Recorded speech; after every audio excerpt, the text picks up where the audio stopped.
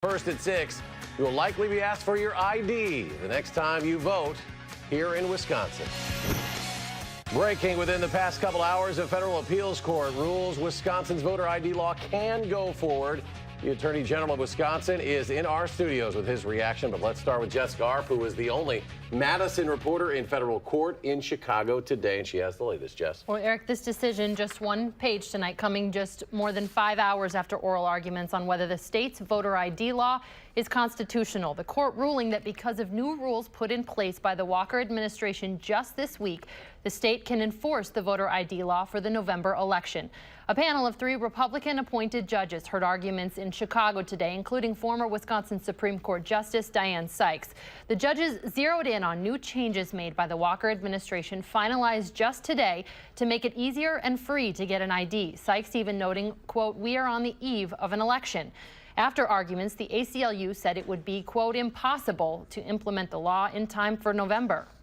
Absentee ballots have to be mailed by September 18th, which is Thursday of next week. For all we know, many of them are in fact already in the mail and don't have the appropriate instructions that would be needed to be included if the stay were lifted. So we think it's absolutely no way that this law could be implemented without absolute chaos.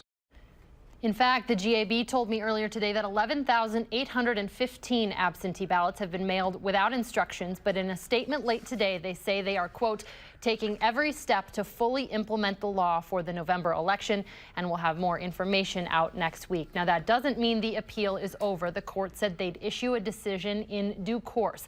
But in the meantime, or until action by the U.S. Supreme Court, you will have to show an ID at the polls at the election in November. And we are joined by Attorney General J.B. Van Hollen in studio. Thank you very much for joining us. I know it's been a busy day for you. What this essentially means, the appeals remain under advisement.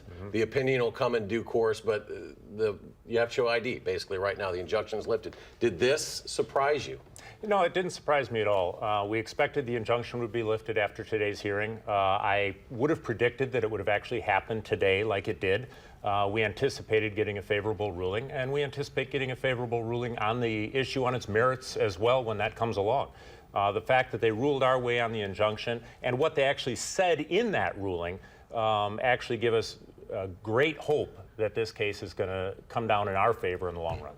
Now, you've been very outspoken about upholding the integrity of the elections, that being the reason behind this law. But is there enough time, just more than 50 days between now and Election Day, to effectively implement this law to uphold the integrity of elections? Yeah, I have every confidence there is. After this law was passed, of course, it was implemented for one election statewide already. Went off without a hitch. We had no problems with it. The GAB, of course, has that under their belt, as do local elections officials and clerks.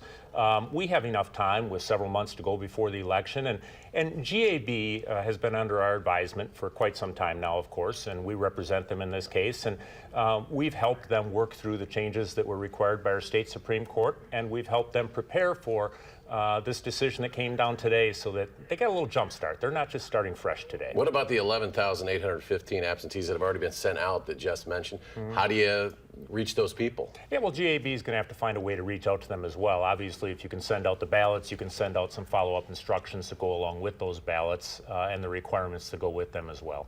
But there are some 300,000 people, it's estimated, in the state of Wisconsin that don't have an ID. Is this enough time for them to get an ID? And do you think that these new rules that have been put into effect, finalized just today, will be effective enough to get them what they need? Yeah, I do. You know, an awful lot of these people have shown the ability to get an ID. A number of the litigants in our various voter ID cases that we have been defending as a state have ended up starting the case without an ID, and before the case was even finished, they went and got an ID because they needed it for some other reason. So I'm sure a lot of those people, if the number is indeed that high, have already gotten IDs.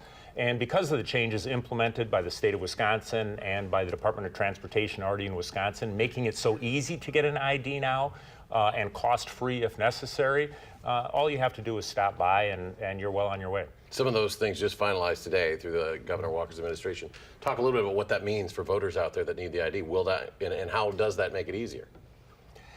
Well, it makes it easier because you don't necessarily have to show the same documentation that you previously would have had to show to get that ID. But it also makes it easier that you can't claim a financial hardship, that if you can't afford an ID, then you have the opportunity to get an ID free of charge.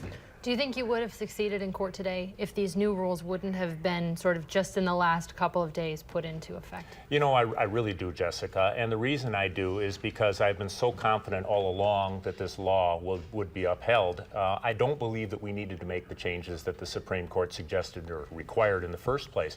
But if you look into this short order of the Seventh Circuit Court of Appeals, they said that the district court had thrown out the voter ID law, even though the law was materially identical to that of Indiana that had been upheld by the United States Supreme Court. That's a tremendously powerful and strong statement. All right, J.B. Van Hollen, Wisconsin Attorney General. I know it's been a busy day for you. Thanks for joining us in studio tonight. Thank you.